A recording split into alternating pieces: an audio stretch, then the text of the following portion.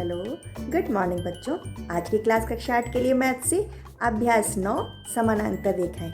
बच्चों अब हम समानांतर रेखाएं खींचना सीखेंगे और हम ये भी देखेंगे ये समानांतर रेखाएं आपस में काटती नहीं हैं, ठीक है, और बराबर दूरी पर रहती हैं। तो इनको कैसे बनाया जाता है ये समझेंगे। अब बच्चों देखो, जब ए बी और ये सी डी मेरी समानांतर रेखाएं हैं और ई और एफ एक तिर्यक रेखा उनको काट रही है, तो एक ये पॉइंट और एक ये पॉइंट, ठीक है, पॉइंट है ये और ये जी और एच, इन पर अब कोण जो बन रहे हैं, तो ये वाला कोण और ये वाला कोण है ना, ऐसे ही इधर ये वाला कोण और ये वाला कोण, ये बाह्य क्षेत्र में स्थित कोण है और इसमें अंदर की तरफ इन दो रेखाओं ए बी और सी डी रेखाओं के अंदर जो कोण स्थित है ये और ये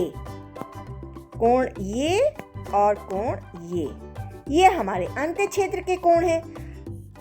अब बच्चों हम समझेंगे कि संगत कोण क्या होते हैं। तो बच्चों इनमें से माना कि ये मेरा 1 है, ये 2 है, ठीक है, 3, 4, इसी तरीके से 5, 6, 7 और ये 8, ये मेरे कोण हैं।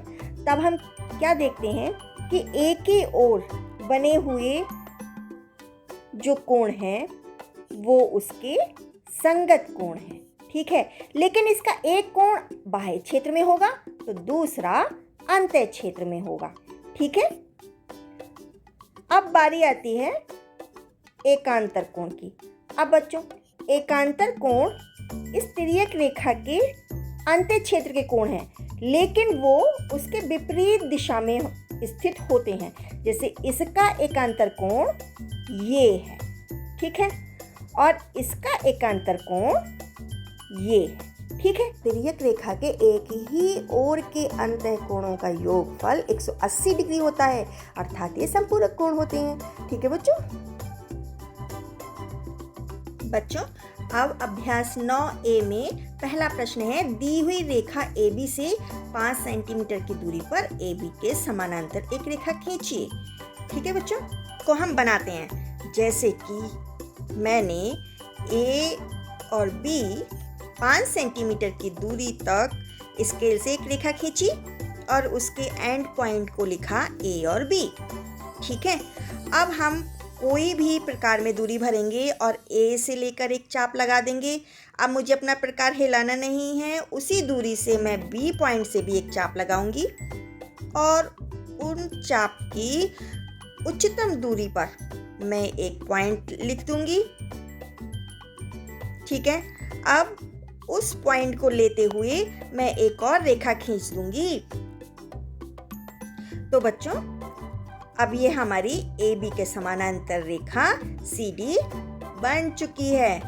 AB भी मेरा 5 सेंटीमीटर है और CD भी मेरा 5 सेंटीमीटर होगा, ठीक है बच्चों। अब बच्चों दूसरा प्रश्न है, किसी दी हुई रेखा के बाहर स्थित बिंदु से होकर जाने वाली एक समानांतर रेखा खींचिए।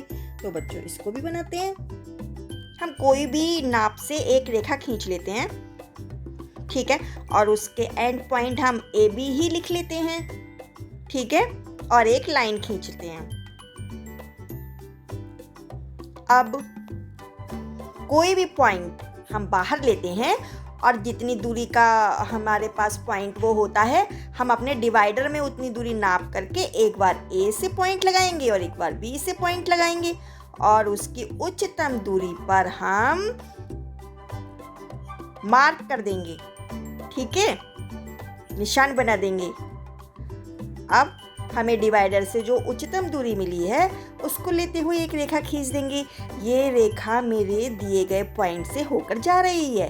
अब ये नई रेखा जो कि CD हमें मिली है वो AB के समानांतर है, ठीक है बच्चों।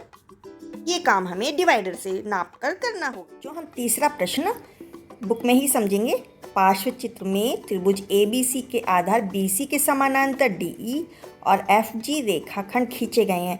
निम्नलिखित के उत्तर दीजिए कितने समलंब हैं। बच्चों, एक ही रेखा पर डाले गए दो लंब परस्पर बराबर होते हैं।